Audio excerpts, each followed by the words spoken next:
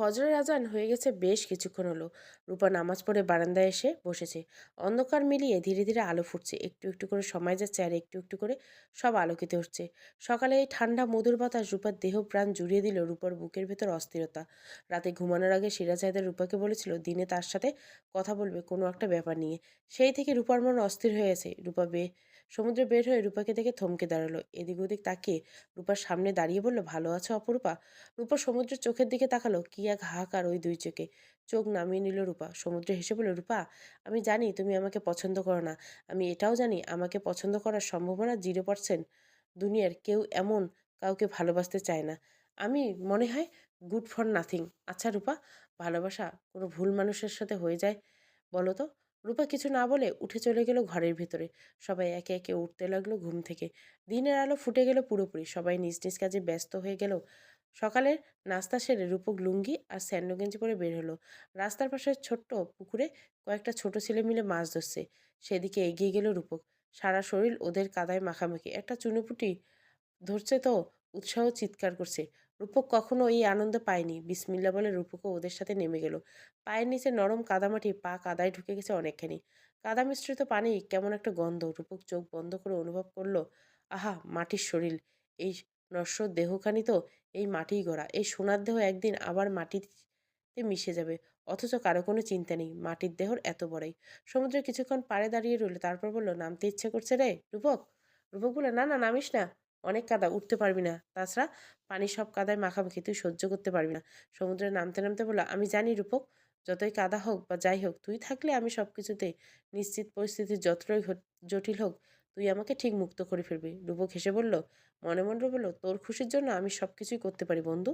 তোকে যে প্রাণের বন্ধু করেছিলাম আমি, প্রাণের দায় এড়াই কি করে? সমুদ্র ও রূপক দুজনে কাদায় লুটোপুটি খাচ্ছে। এমন সময় রূপা ছুটে এলো সমুদ্রের ফোন নিয়ে। অনেকক্ষণ ধরে ফোন বাজছে দেখে সালমা রূপাকে পাঠালো সমুদ্রের ফোন নিয়ে দিয়ে যেতে। এসে দেখে দুই বন্ধু ভূত সেজে লুটোপুটি খাচ্ছে। রূপা হাসতে হাসতে মাটিতে এসে বসে পড়লো। তারপর সমুদ্র পাশে দাঁড়িয়ে বলল, আপনার কল এসেছে। সমুদ্রের কাদায় গড়াতে গড়াতে বলল, আমার মা কল দিছে। মা দিয়ে সেভ করা নাম্বার থেকে কল আসলে কেটে ফোন অফ করে দাও। রূপা বলল, না, আননোন নাম্বার। সমুদ্র বলল, স্পিকার করে লাউড স্পিকার দাও। রূপা তাই করলো। রিসিভ করতে সমুদ্র সালাম দিল। অপর পাশ থেকে রেখার ক্ষুদ্রস্বর ভেসে আসলো। চিৎকার করে ছেলেকে বলল, এত বড় আসপর্দা তোমার! আমার কল রিসিভ করো না তুমি? ওই সালমার বাড়ি গিয়ে উঠেছো তুমি, যে আমার শত্রু, তার সাথে তোমার এত মাখামাখি! আমি তোমার পর হয়ে গেলাম কি ভেবেছো? তুমি সালমার মেয়েকে বিয়ে করে আনবে এত সোজা? সালমাকে যেমন আমি এই বাড়ির বউ হতে দিইনি, সালমার মেয়েকেও দিব না। ভালো করে মাথায় ঢুকিয়ে নেয় ওই কথাটা। ফোন রূপার হাতে থাকায় সমুদ্র কল কাটতে পারছে না, কিছু বলতে পারছে না। রূপা ফ্যাল ফ্যাল করে তাকিয়ে রয়েছে। রেখা অকথ্য ভাষায় গালাগালি করে যাচ্ছে। সমুদ্র হাত পেতে ফোন নিতে চাইলে রূপা দিল না। রূপার কলিজা সেরে যাচ্ছে এসব শুনে। অন্তরা এসেছিল রূপার পেছন পেছন। হতভম্ব হয়ে অন্তরা শুনতে লাগলো সব। রূপা কোনো জবাব দিতে পারলো না, কিন্তু অন্তরা চুপ থাকলো না। এগিয়ে এসে রূপার হাত থেকে ফোনটা কেড়ে নিয়ে বলল, অনেক কথা বলেছেন এতক্ষণ ধরে, সব শুনেছি। আমার মায়ের নিয়ে আর একটা কথা, সব খারাপ শব্দ উচ্চারণ করলে আমি আপনার জিভ টেনে ছিঁড়ে ফেলবো। যেই ঠোঁটে আমার মায়ের নিয়ে নোংরা শব্দ উচ্চারণ করছেন, সেই ঠোঁট আমি 10 নম্বর সুই দিয়ে সেলাই করে দেব। আপনি দেখতে যতটা সুন্দর, আপনার অন্তর ততটা নোংরা। আপনার অন্তরের চাইতে সিটি কর্পোরেশনের নর্দমার পানিও পরিষ্কার আছে। নিজের মন পরিষ্কার করুন, নয়তো ব্লিচিং পাউডার দিয়ে ঘষে ঘষে আমি আপনার মন পরিষ্কার করে দিব খালা। রেখা হতভম্ব হয়ে গেল এই ধরনের কথা শুনে। একটা মেয়ে তাকে এসব কথা বলতে পারলো তার ছেলের সামনে? সমুদ্র একটা মেয়েকে দিয়ে এভাবে অপমান করলো তাকে? এতটা চেঞ্জ হয়ে গেছে তার? রেখা ভেবে পেল না এটা কিভাবে সম্ভব। তার নিজেকে কেমন পাগলের মতো লাগছিল। নিজের ছেলেকে এভাবে অপদস্থ করতে দিল। সমুদ্রের লজ্জায় মাথা নত করে নিল। এই পরিস্থিতি কিভাবে সামাল দিতে হয় সমুদ্রের জানা নেই। অন্তরা আহত বাঘনির ন্যায় ফুঁসছে। সবাই জানে অন্তরা মুখরা, অন্তরা ঝগড়াটে, অন্তরা প্রতিবাদী। শুধু একজনের কাছে অন্তরা নিজেকে বিলিয়ে দিছিল, নিজেকে বদলে নিছিল। আর না, সে থাকার, সে এই মুখরা ঝগড়াটে অন্তরাকে মেনে নিয়ে থাকবে। অন্তরা কিছু বলার আগে রূপক বলল, সাবান, গামছা আর লুঙ্গি নিয়ে আয় তো অন্তরা। এক দৌড়ে যাবি, যেতে যেতে উল্টো কাউন্ট করতে থাকবি 100 থেকে। রূপকের কথার উপর কথা বলার সাহস পেল না অন্তরা। কিছু মানুষ থাকে যারা তাদের ব্যক্তিত্ব নিয়ে অন্যকে নিজের কন্ট্রোলে নিয়ে আসতে পারে। রূপক তাদের একজন। অন্তরা ছুটে গেল। যেই রাগ নিয়ে ফিরে আসার সময়, সেই রাগ আর রইল না। তবুও কিছু বলতে চাইল। রূপক সরাসরি তীক্ষ্ণ দৃষ্টিতে তাকালো অন্তরার দিকে। অন্তরা জানে এই চোখের ভাষা কি বলতে চাচ্ছে, তার কি বুঝতে চাচ্ছে রূপক, তা বুঝে গেছে অন্তরা। দুজন মিলে নদীতে গিয়ে গোসল করে এলো। এসে খেতে বসলো। খুদে ভাত, আর কয়েক রকমের ভর্তা হয়েছে। সমুদ্রে হামলে পড়লো ভর্তা দেখে। আরাম করে খেলো সবাই মিলে। খাওয়া শেষে সমুদ্র আর রূপক দুজনে ঘুরতে গেল। অন্তরা সালমা অন্তরা আর রূপাকে ডাকলো। রূপার বুক কেঁপে উঠল মায়ের ডাক শুনে। বারান্দার মাঝখানে পাটি বিছিয়ে সিয়াজাদের আর সালমা রূপার পেটের ভিতর মোচড়াচ্ছে। সালমা রূপাকে পাশে বসে বলল, রূপা করে রূপক রে, তো জানোস তুই একই বাড়িতে থাকতি যখন তোর ভালো কইরা চেনার কথা ওকে। রূপক আমারে কত আদরে তা আমি জানি শুধু।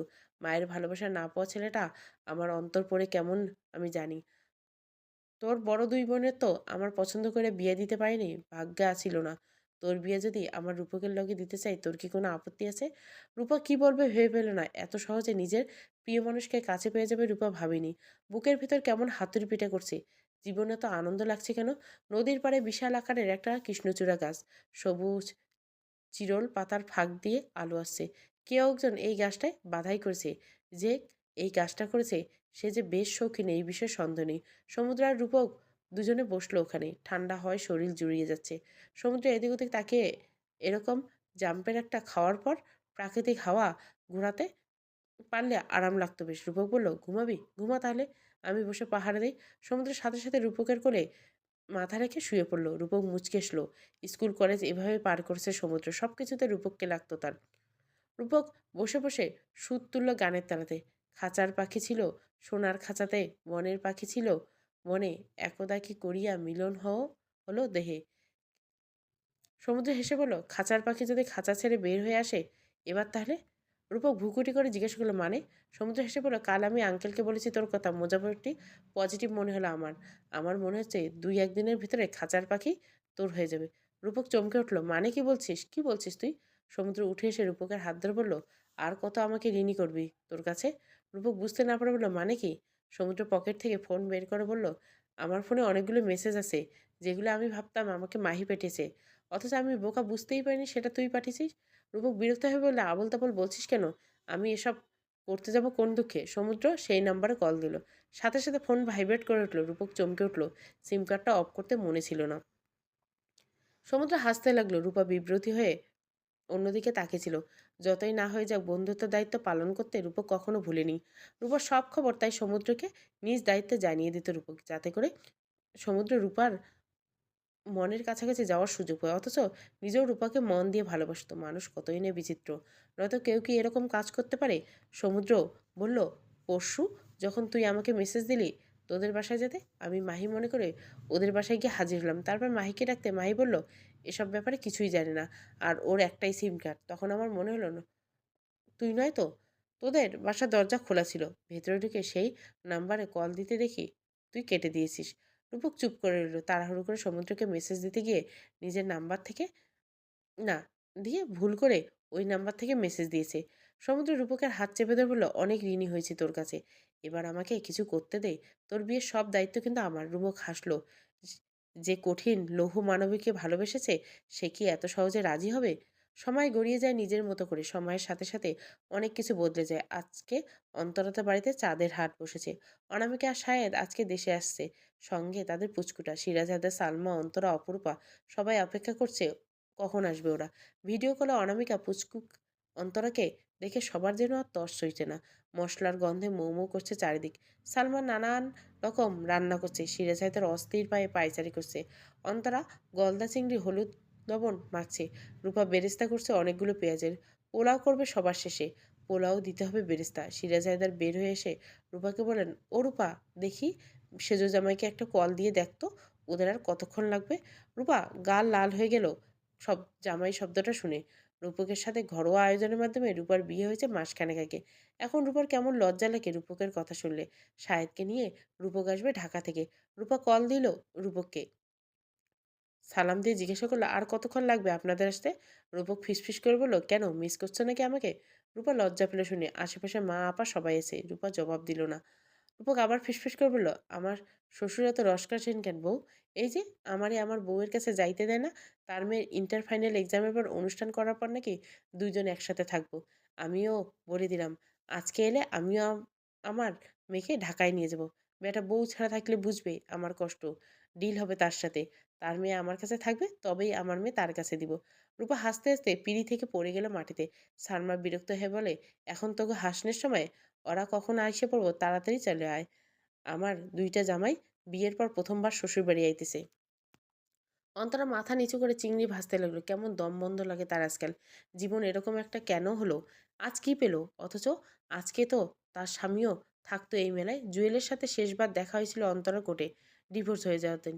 কেন জানি ঘৃণায় অন্তরা লোকটার দিকে তাকাতে পারেনি।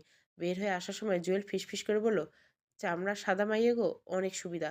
তোর মতো করে যদি জীবন চালাইতো কোনো অসুবিধাই হয় না। এসব মাইয়ার জামাই লাগে না।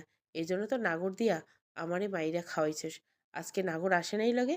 অন্তরা মনে মনে হলো পুরো পৃথিবী ঘুরছে। এত জঘন্য কথা মানুষ বলতে পারে? এক ছুটে অন্তরা পালিয়ে এলো। নিজের ভাবনায় মগ্ন থাকা অন্তরা খেয়াল করলো বারান্দায় দাঁড়িয়ে সিরাজ হায়দার মেয়ের দিকে তাকিয়েছেন। এই মেয়েটা তার বড় আদরের মেয়ে। বাবা হওয়ার প্রথম আনন্দ তো ওর জন্যই পেয়েছিল। অথচ সেই মেয়েটাই আজ সবচেয়ে দুঃখী। ছোট দুই বোনের স্বামী আসবে, অথচ বড় মেয়েটা একা। একটা ভালো ছেলে কোথায় খুঁজে পাবেন তিনি? কেউ জানে না দিন রাত সিরাজ হায়দার শুধু অন্তরার কথা ভাবেন। মেয়েটা একটা গতি না হলে তিনি শাস্তি পাবেন না। কি করবেন মেয়েকে নিয়ে তিনি? রান্না যখন শেষ পর্যায়ে প্রায় বাড়ির বাইরে, গাড়ি এসে থামলো। পরিমরি করে সবাই ছুটে গেল বাড়ির বাইরে। সিরাজদার বাড়িতে গাড়ি এসেছে দেখে আশেপাশের লোকজন আসতে লাগলো। অন্তরা অন্তরকে কোলে নিয়ে রূপক বের হলো সবার আগে। সালমা হাত বাড়িয়ে নাতিকে কোলে নিল। নাতিকে কোলে নিতে যেন তার কলিজা ঠান্ডা হয়ে গেল। মনে হলো এতদিন ধুধু মরুভূমির ছিপনে এক পশলা বৃষ্টির সন্ধান পেয়েছে। এবার অনামিকা আর শাহেদ নামলো গাড়ি থেকে। অনামিকা বাবা মাকে জড়িয়ে ধরে ব্যাকুল হয়ে কাঁদতে লাগলো। সবার চোখে পানি এসে গেল অনামিকার কান্না দেখে। শাহেদ শাশু শাশুড়িকে সালাম দিল। অন্তরা অন্তরকে বুকের সাথে জড়িয়ে নিল। বাবুর নাম অনামিকা অন্তর রেখেছে বড় বোনের নামের সাথে মিলিয়ে। অন্তরার মনে হলো অন্তর যেন তারই একটা অবিচ্ছেদ্য অংশ। এত মায়া লাগছে অন্তরের জন্য। সালমা পোলাও বসিয়ে দিল। সবাই মিলে কথাবার্তা দিয়ে পোলাও হয়ে গেল। রান্না শেষ হতে রূপা দ্রুত হাতে পাটি বিছিয়ে দিল। সিরাজ হাতের নাতিকে কোলে নিয়ে হাঁটছেন। অন্তর নানান গায়ের সাথে জড়িয়ে রইল। শেহজাদার মনে হচ্ছে একখণ্ড তুলো যেন জড়িয়ে আছে। কি নরম, কি আদুরে শরীর। যেন কত শত বছরের চেনা, যেন আত্মার আত্মীয়। বুক কেঁপে উঠল। অন্তরকে ইচ্ছে করলো বুকের ভেতরে লুকিয়ে। রূপক বলল, রূপা এদিকটা আসো তো। আমি হাত মুখ ধুতে যাব, আমার জন্য টিউবওয়েলটা চাপতে হবে। রূপা ততক্ষণে একটা পাতিল হাতে নিয়ে বলল, আমার তো একটু কাজ আছে, আপনি অন্য কাউকে বলুন। রূপক ভুকুটি করে হাসলো। শাহেদ এসে বলল, চলো আমি টিউবওয়েল চেপে দিই তোমাকে। রূপক বজ্র হাতের ন্যায় দাঁড়িয়ে রইল। রূপা মুচকি হেসে চলে গেল। রূপক সাহেদের পিছু পিছু কল ঘরে গেল। সাহেদ কল চাপাতে চাপাতে বলল, জ্বালা জ্বালা, অন্তরে জ্বালা। কেমন পোড়া পোড়া গন্ধ আসতেছে না ভাই সাহেব? রূপক কপক ডাক দেখে বলল, আপনি তো মিয়া বউরে বগল দাবা কইরে রেখেছেন, তাই বউ থাকার পরে ব্যাচেলারের কষ্ট বুঝেন না। যা একটু বাইরে কাছে পাওয়ার চেষ্টা করছে, আপনি মাঝখানে ঢোকেন। শায়দ হাসতে লাগলো রূপকের কথা শুনে। তারপর বলল, অপেক্ষার ফল মিঠা হয়। রূপক বলল, ভাই রে, আমার এখন মনের মধ্যে চৈত্রের খরা চলতেছে। এখন আমার মিষ্টির দরকার নেই, টক হইলেও চলে। শায়দ হাসতে লাগলো। হাত মুখ ধুয়ে দুজনে এসে বসলো। অনামিকার মা বোনদের সাথে বসবে বলে বসলো না। রূপক, শাহেদ, সিরাজ হায়দার বসলো। সিরাজ হায়দার ভীষণ আনন্দ লাগছে আজ।